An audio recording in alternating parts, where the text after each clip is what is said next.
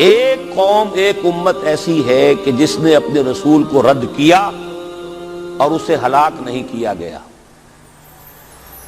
حضرت نوح کی قوم غرق، حضرت ہود کی قوم ختم، حضرت صالح کی قوم ختم، حضرت شعیب کی قوم ختم، آل فرعون ختم۔ یہود وہ امت ہے کہ معزول تو ہو گئی، جیسے ہی حضور آ گئے قرآن لے کر معزول ہو گئے۔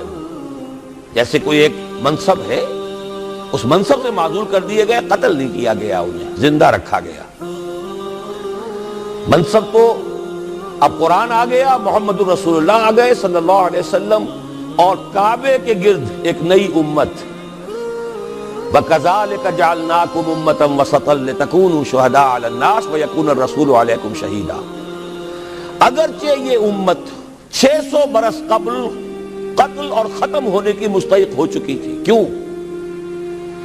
600 برس قبل آئے تھے حضرت مسیح علیہ السلام، اور قرآن میں بھی ہے اور موجودہ بائبل میں بھی ہے کہ حضرت مسیح کو اسرائیل ہی کی طرف بھیجا گیا۔ صرف سورہ آل عمران میں ہے رسولاً الی بنی اسرائیل، یہ تو صرف محمد الرسول اللہ صلی اللہ علیہ وسلم ہے جنہیں پورے عالم انسانیت کی طرف بھیجا گیا، کوئی اور رسول تمام انسانوں کے لیے مبعوث نہیں ہوا۔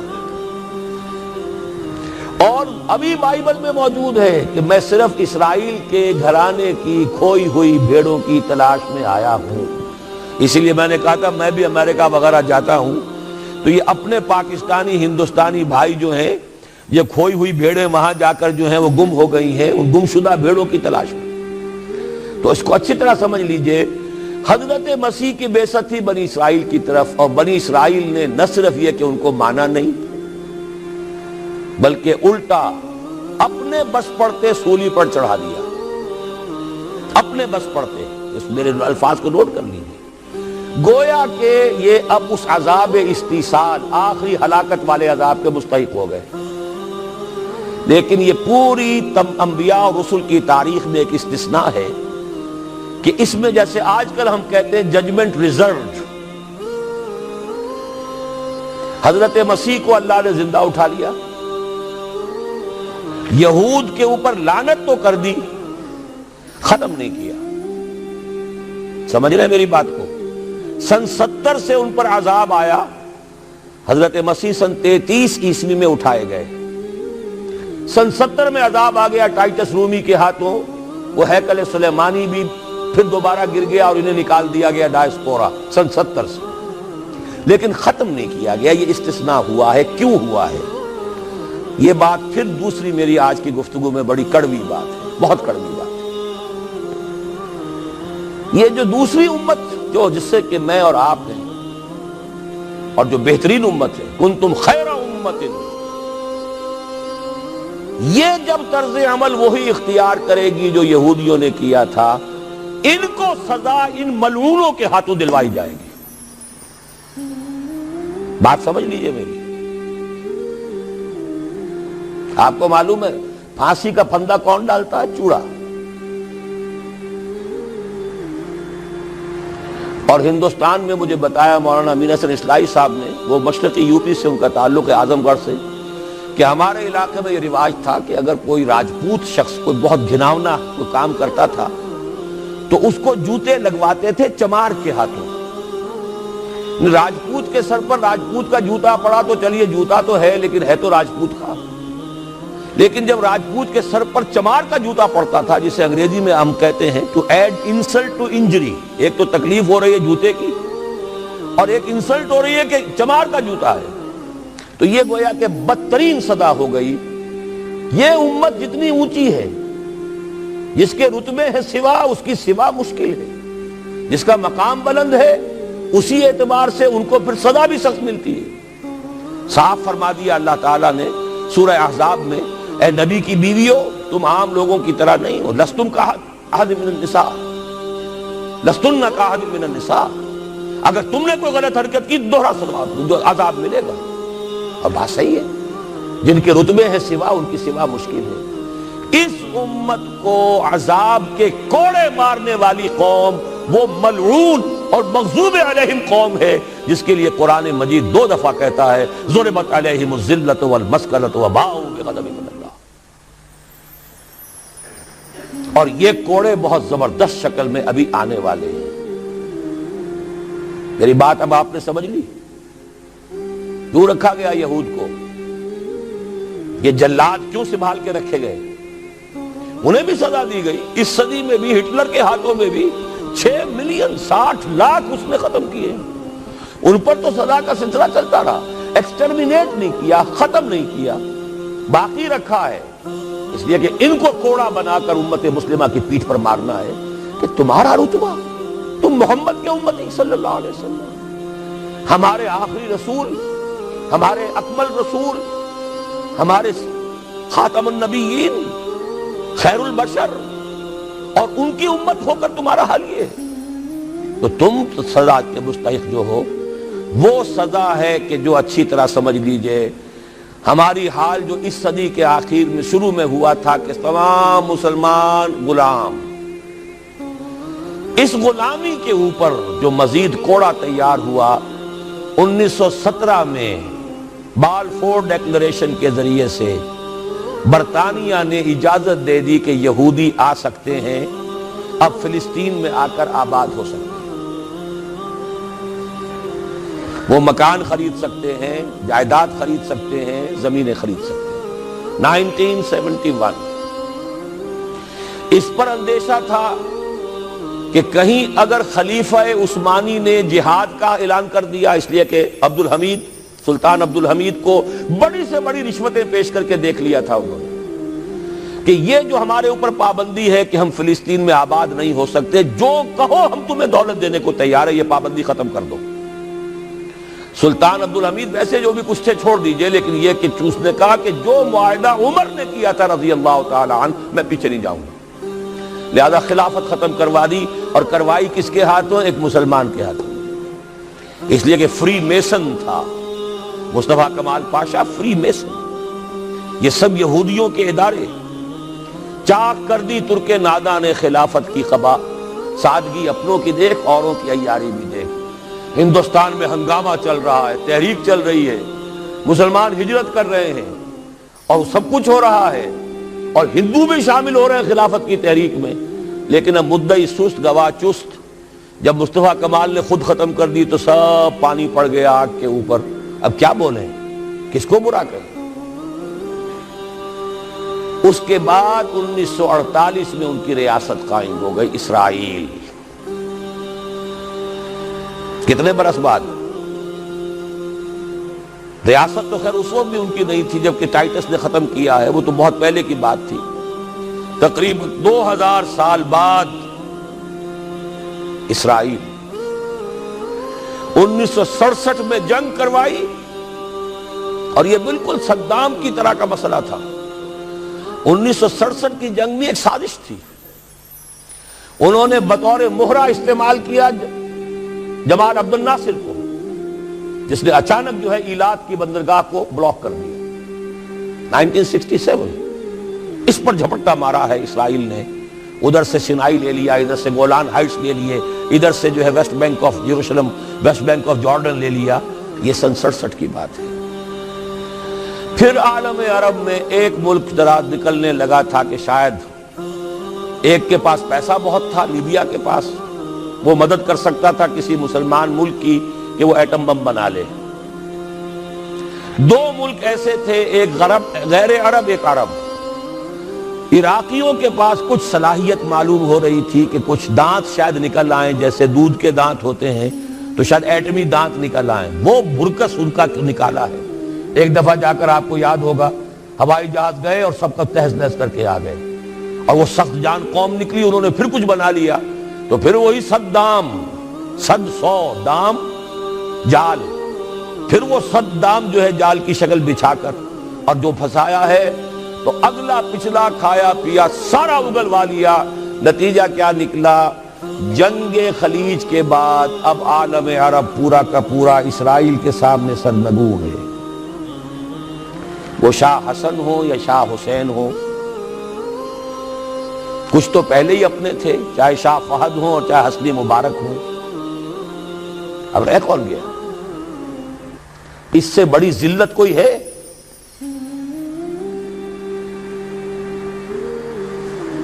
جن کے ساتھ ایک میز پر بیٹھنے کو تیار نہیں تھے، جن کے ساتھ گفتگو کو تیار نہیں تھے، اور بلا کر کہاں کھڑا کیا ہے؟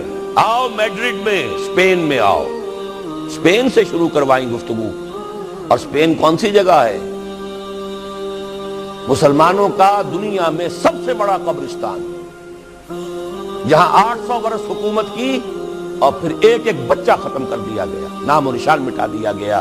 1492 میں فال آف گرینیڈا ہوا ہے، سقوط غرناطہ، اور 1992 میں ٹھیک 500 برس بعد یہ نیگوسیشن شروع ہوئی ہیں میڈرڈ کے اندر۔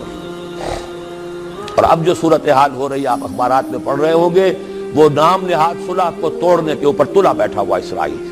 کیا ہوگا؟ ابھی میں ادھر جانا نہیں چاہتا۔ بہت بڑا ہنگامہ آ رہا ہے، بہت بڑا ہنگامہ آ رہا ہے، اور سب سے بڑا یہ عذاب کا کوڑا جو ہے یہودیوں کے ہاتھوں کس پر پڑے گا؟ عربوں پر۔ کیوں پڑے گا؟ اس لیے پڑے گا کہ اس امت مسلمہ میں عربوں کی فضیلت سب سے اونچی ہے۔ اصول تو وہی ہے، جن کے رتبے ہیں سوا ان کی سوا مشکل ہے۔ عرب کون ہیں؟ جن میں سے حضور تھے صلی اللہ علیہ وسلم۔ یہ رتبہ بلند ملا جس کو مل گیا، ہر مدعی کے واسطے دار و رسن کہاں۔ عرب کون ہیں؟ جن کی مادری زبان میں اللہ کا کلام ہے۔ مجھے اور آپ کو 100 پاپڑ بیلنے پڑیں گے قرآن کو سمجھنے کے لیے۔ ہماری بہت عظیم اکثریت تو پھر بھی نہیں سمجھ سکے گی، ترجمے پڑھ لے گی زیادہ زیادہ، اور کیا کرے گی؟ ان کی مادری زبان۔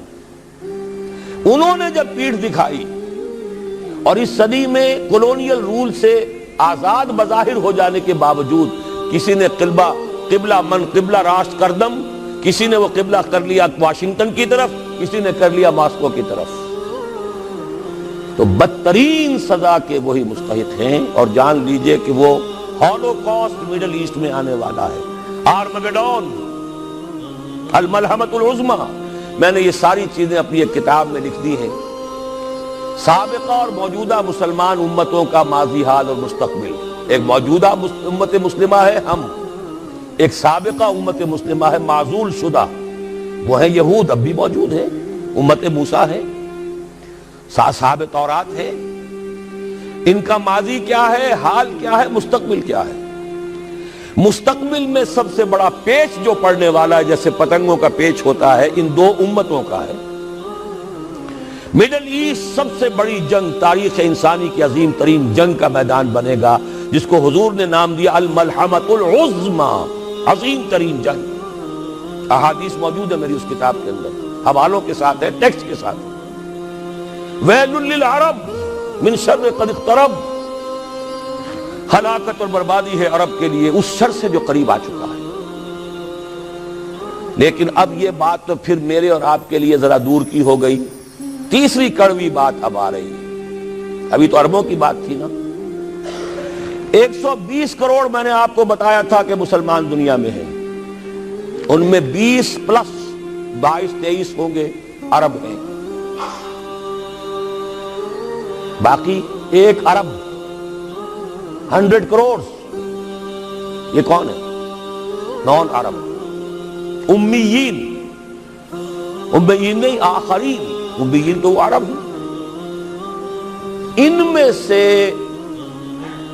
بقیہ میں سے سب سے بڑی مجرم قوم میں اور آپ ہیں۔ ہندوستان کا مسلمان نہیں، انڈونیشیا کا نہیں، ایران کا نہیں، ترکستان کا نہیں، افریقہ کا نہیں۔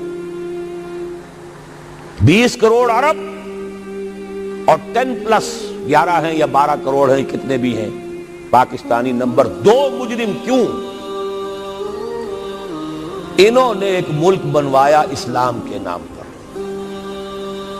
لاکھوں انسانوں کی جانیں گئی، ہزارہا عصمتیں لوٹی، کتنا بڑا تبادلہ آبادی ہوا، کتنی مسلمان عورتیں ہندوؤں کے قبضے میں رہ گئی۔ کس نام پر؟ ہمیں اسلام کے لیے ملک چاہیے۔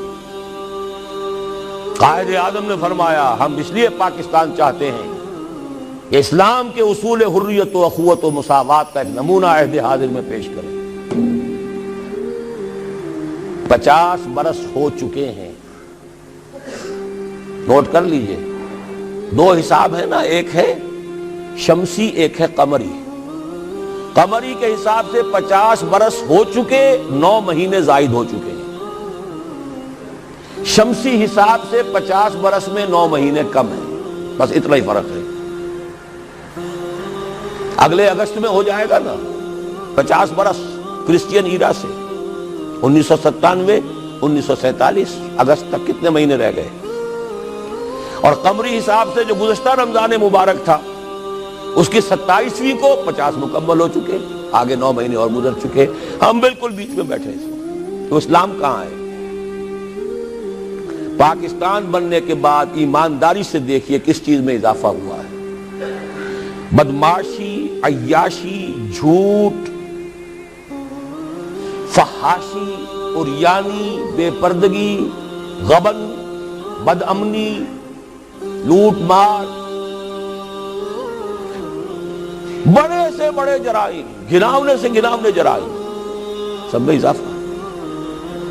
وہ اصول حریت و اخوت مساوات کہاں ہیں؟ ساری معیشت سود پر, اللہ اور اس کے رسول کے خلاف اعلان جنگ.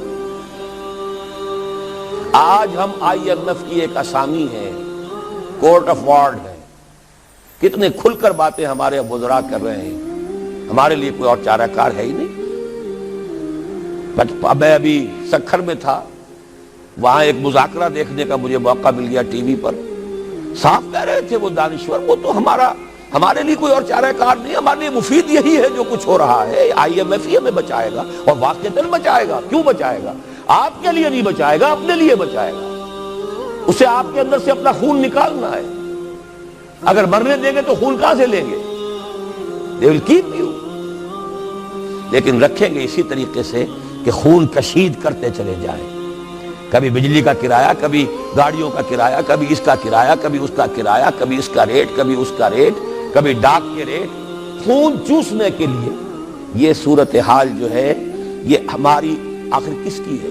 کس نے کیا ہے یہ؟ کیا اللہ ظالم ہے؟ کیا ہم مجرم نہیں ہیں اس کے؟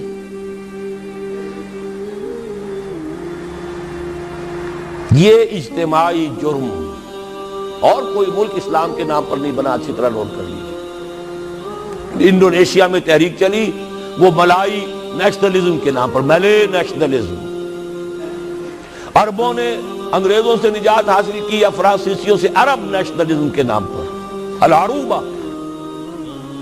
صرف ایک ملک بنا تھا, پاکستان کا مطلب کیا؟ لا الہ الا اللہ. اور آج یہی وجہ ہے کہ کم سے کم عربوں کے ہاں خوشحالی تو ہے. جو ذلت آئی ہے ابھی ان پر, اور مسکنت آئی ہے, کر کچھ نہیں سکتے, بے بس ہو گئے.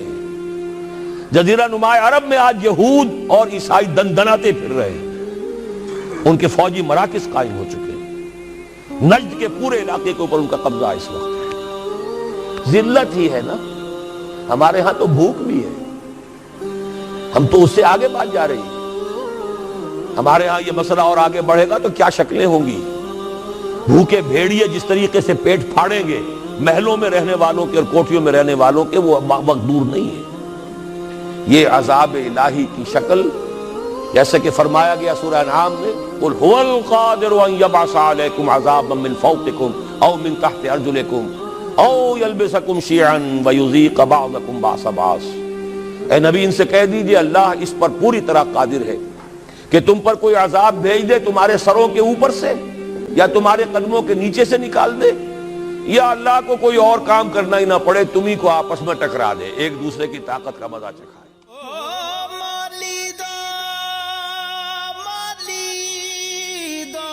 کم پانی دینا پر مشکاں پوے ہو مالک دا کم پھل پھل لاوے یا نہ لاوے.